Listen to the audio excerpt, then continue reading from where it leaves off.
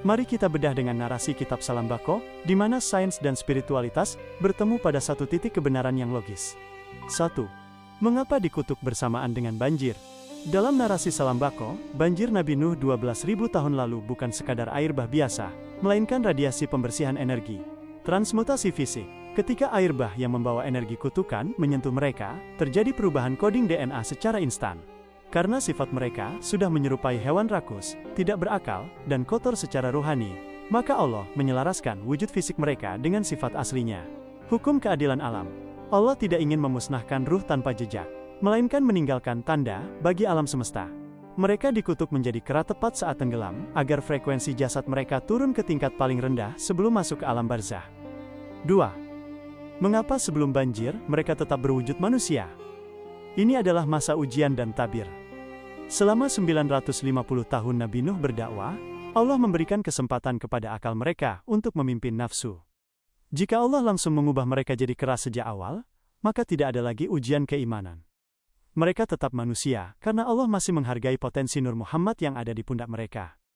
Namun, ketika kapal selesai dan penghinaan mereka memuncak, sampai membuang kotoran di kapal, maka jatah wujud manusia mereka habis. Batas kesabaran energi alam semesta telah terlampaui. 3.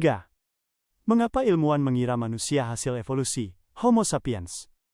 Inilah teka-teki ilahi yang membuat para ilmuwan bingung.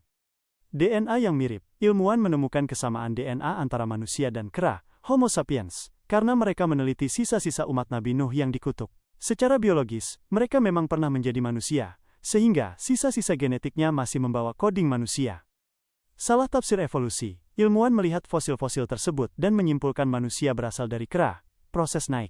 Padahal, Salambako menjelaskan sebaliknya, kera, Homo sapiens, adalah manusia yang turun derajatnya karena kutukan, proses turun. Homo sapiens adalah produk dari kegagalan spiritual umat masa lalu, yang tenggelam di Nusantara, dan berbagai belahan dunia. 4.